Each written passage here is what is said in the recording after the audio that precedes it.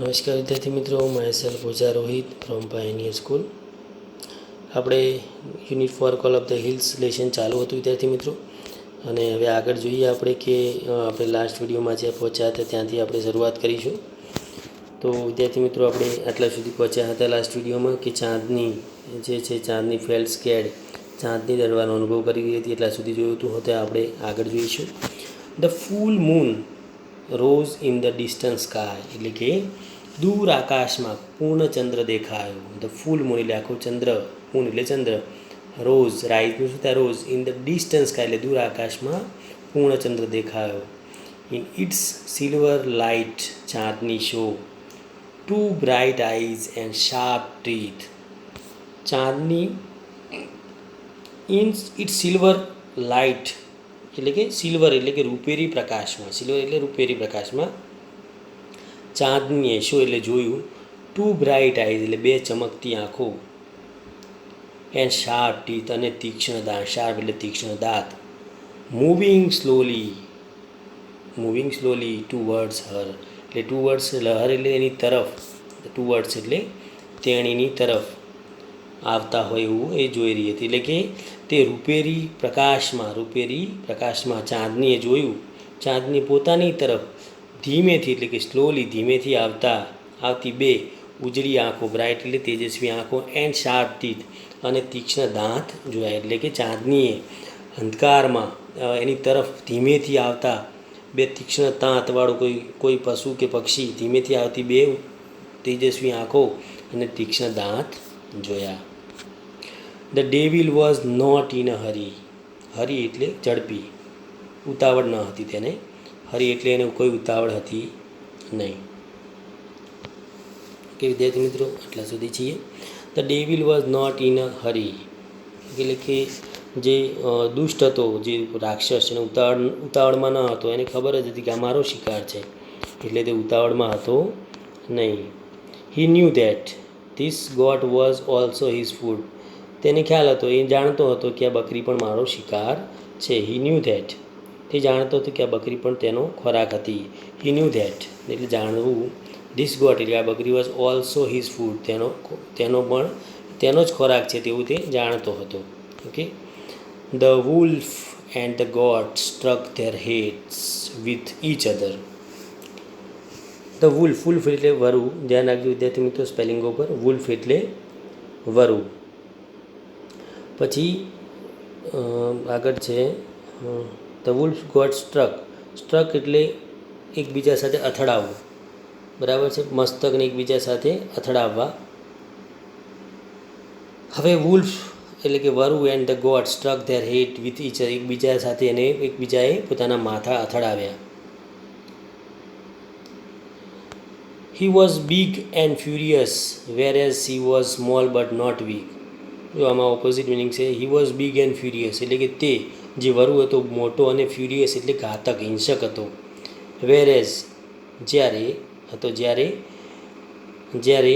C was small but not weak, પરંતુ તેની નાની હતી, સી વોઝ સ્મોલ તે નાની હતી પરંતુ વીક ન હતી, અશક્ત ન હતી. હવે જે હિંસક હતો, જે વરુ હતો એ મોટો અને હિંસક હતો, જ્યારે નાની હતી પણ અશક્ત ન હતી. તે ચાંદની છે, નાની હતી પણ અશક્ત હતી નહીં.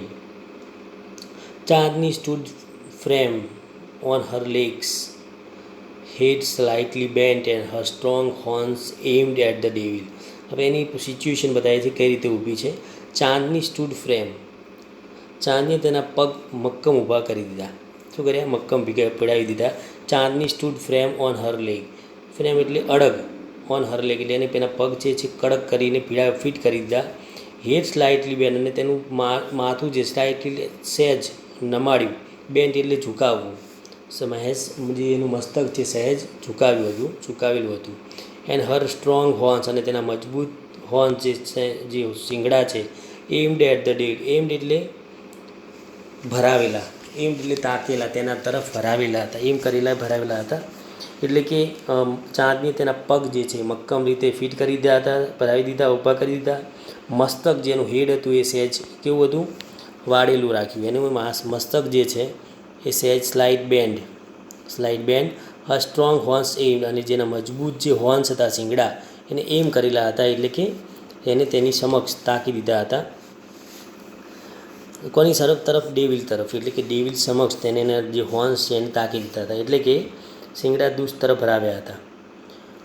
C looked like a brave soldier ready to fight a cruel enemy. C looked like, તેનો દેખાવ જાણે કે અ બ્રેવ સોલ્જર, એક બહાદુર સૈનિક હોય, રેડી ટુ ફાઇટ, અને બહાદુર સૈનિક તૈયાર હોય લડવા માટે, ક્રુઅલ એનિમી, એક દુષ્ટ, ક્રુઅલ એટલે દુષ્ટ, ક્રૂર, એનિમી એટલે દુશ્મન સામે, એટલે કે જે તે બહાદુર સૈનિકની જેવી લાગતી હતી કે જે ક્રૂર દુશ્મન સામે લડવા તૈયાર હતી. ઓકે, એક દુષ્ટ જે રાક્ષસ હતો, જે દુષ્ટ એની સામે લડવા માટે તૈયાર હતી, તેમ એને જે પોતાના જે શિંગડા છે એની સામે એમ કરી દીધા, તાકી દીધા હતા. ધ ફાઇટ બિગન, લડાઈ શરૂ થઈ, બિગન એટલે શરૂ થઈ. It went on through the night, અને આખી રાત તે ચાલી. It went on through the night, અને આખી રાત તે ચાલી.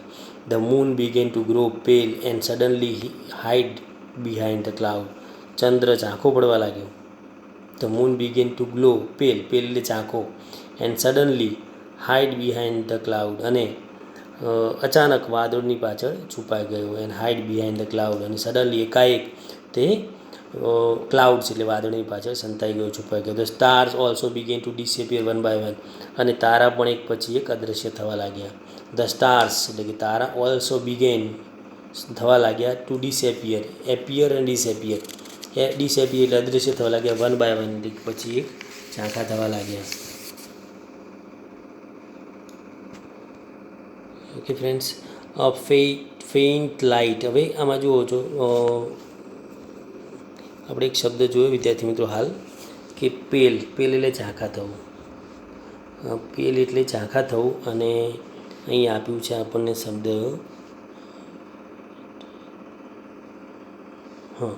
ફેઇન્ટ, ફેઇન્ટ એટલે પણ ઝાંખા થવું થાય. ઓકે, પેલ એટલે પણ ઝાંખા થવું, ફેઇન્ટ એટલે પણ ઝાંખા થવું. A faint light appear in the east, અને સૂર્યના જે પ્રથમ કિરણો છે, સૂર્યપ્રકાશ પૂર્વમાં દેખાયો, એટલે કે ઝાંખો પ્રકાશ પૂર્વમાં દેખાયો.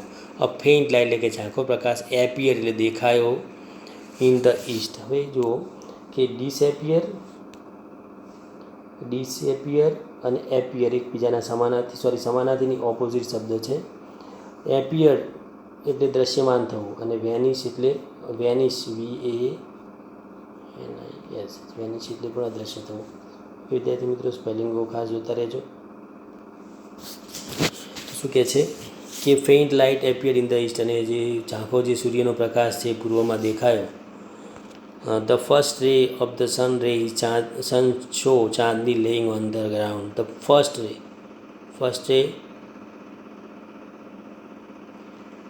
રે એટલે પ્રથમ કિરણ, સૂર્યનું પ્રથમ કિરણ જમીન પર રહેલી ચાંદની પર પડ્યા. ફર્સ્ટ રે on the sun show Chandni lying on the, એટલે લેઇંગ એટલે પડેલી, લેઇંગ એટલે પડેલી ચાંદની, એટલે કે નીચે જમીન ધરતી પર પડેલી ચાંદની ઉપર પ્રથમ કિરણ પડ્યું, એટલે કે સૂર્યનું પ્રથમ કિરણ એ જમીન પર રહેલી ચાંદની પર પડ્યા. સી વોઝ કમ્પ્લીટલી શોકડ એટલે આખી લોહીથી ખરડાયેલી, શોકડ એટલે ખરડાયેલી, આખી લોહીથી ભરેલી. She was completely શોકડ in blood, એટલે તેની સંપૂર્ણ રીતે આખી લોહીથી ખરડાયેલી હતી, લથપથ હતી. The wolf tired and sleepy was getting ready to devour her, એટલે કે ધ વુલ્ફ ટ્રાઇડ, વુલ્ફ પ્રયત્ન કરતું હતું, એન્ડ સ્લીપી એટલે ઊંઘમાં, was getting ready to devour હર. ડિવોર એટલે ઈટ, ખાવા માટે. ડિવોર શબ્દનો મતલબ થાય છે ખાવું. ઓકે, એટલે ખાવા માટે તૈયાર હતો. એટલે એવું કહે છે કે થાકેલો અને નિંદ્રામાં આવેલો વરુ તેને ખાઈ જવા તૈયાર હતો. એટલે કે the wolf tired and sleepy, એટલે કે થાકેલો અને ઊંઘમાં, નિંદ્રામાં આવેલો વરુ તેને ખાઈ જવા તૈયાર હતો. એને ખાઈ જવા એટલે ડિવોર હર, ખાઈ જવા માટે તૈયાર હતો. A flock of birds sitting on tree was debating the result of the fight. એટલે ફ્લોક એટલે પક્ષીનું ટોળું, ફ્લોક ઓફ બર્ડ્સ એટલે પક્ષીનું ટોળું, સિટિંગ એટલે બેઠું હતું, ઓન ટ્રી વૃક્ષ ઉપર, વોઝ ડિબેટિંગ એટલે ચર્ચા કરવી, ડિબેટ એટલે ચર્ચા કર્યું, discussing the result of the fight. વૃક્ષો પર બેસેલા પક્ષીઓનું જે ટોળું છે એ લડાઈમાં પરિણામ વિશેની ચર્ચા કરી રહ્યું હતું. સો હુ ઇઝ ધ વિનર? તો વિજેતા કોણ બન્યું? Who is the winner? Asked a small bird, એક નાના પક્ષીએ પૂછ્યું કે વિજેતા કોણ બન્યું? The wolf of course. કોણ કહે છે? ચોક્કસ. વુલ્ફ ઓફકોર્સ એટલે કે ચોક્કસ, હા ચોક્કસ. વરુ જ બને, ચોક્કસપણે વરુ જ. Most of other declare together એટલે મતલબ મોટા ભાગના પક્ષીઓ સાથે જાહેર કર્યું. ડિક્લેર ટુગેધર એટલે સાથે જાહેર કર્યું, ડિક્લેર જાહેર કર્યું. નો સેડ અ વાઇઝ ઓલ્ડ મેન. ના, એક સમજુ પક્ષીએ એક વૃદ્ધ પક્ષીએ કહ્યું. નો સેડ અ વાઇઝ ઓલ્ડ બર્ડ એટલે કે એક સમજુ વૃદ્ધ પક્ષીએ કહ્યું. ચાંદની ઇઝ ધ વિનર. ચાંદની વિજેતા બની છે. એટલે એક જે વૃદ્ધ જે પક્ષી હતું એને કહ્યું કે ચાંદની વિજેતા બની છે. Okay. I have never seen such a brave freedom fighter. મેં ક્યારેય આવી બહાદુર ફ્રીડમ ફાઇટર એટલે કે સ્વતંત્ર સેનાની જોઈ નથી. આઈ હેવ નેવર એટલે કે જોઈ નથી. ફ્રીડમ ફાઇટર એટલે કે સ્વતંત્રતા સેનાની, એટલે મેં ક્યારેય આવી બહાદુર સ્વતંત્રતા સેનાની જોઈ નથી.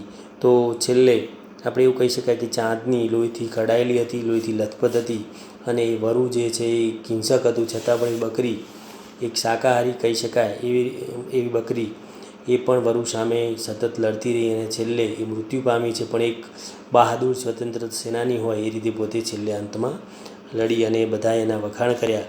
એટલે કહેવાનો મતલબ એ છે કે હાર પણ કેવી હોવી જોઈએ, જે લોકો તમારા વખાણ કરે એવી હાર હોવી જોઈએ કે જીતવા સમાન ગણાય. તો આ જે આપણું the call of the hills lesson છે આપણે કમ્પ્લીટ કરીએ છીએ. એના જે સમાનાર્થી શબ્દો આપે છે ગ્લોસરી, એ પણ તમે વાંચી લેજો, તો જેથી તમને પરીક્ષામાં અને ટેસ્ટમાં પણ એનાથી થોડો ફાયદો થશે. કે વિદ્યાર્થી મિત્રો, તો આ રીતે આપણે આ લેસનને કમ્પ્લીટ કરીએ છીએ. હવે ફરીથી આપણે 1, 2, 3, 4 4 યુનિટ પરીક્ષામાં પૂછવાના છે. અને હવે ફરીથી આપણે નવા ટૉપિક સાથે એડિટિંગ, કરેક્ટિંગ એરર ટૉપિક સાથે આપણે ફરીથી પાછા મળીશું. ઓકે. અને હા, બીજું તમને કહેવાનું છે કે તમારી પાસે ગ્રાઇડ છે, તો ગ્રાઇડની પાછળ પ્રથમ એક્ઝામનું પેપર આપેલું છે, એ તમે એક વખત ટેલી કરી લેજો, જેથી તમને પરીક્ષામાં પેપર આપવામાં આવે આપણી સ્કૂલમાંથી તો તમને પરફેક્ટલી એના વિશેની માહિતી મળી જાય કે કયા કયા ટૉપિક આપણે પરીક્ષામાં પૂછાવાના છે. ઓકે ફ્રેન્ડ્સ, ચલો તો ફરીથી આપણે પાછા વિડીયોમાં મળીશું. Okay friends.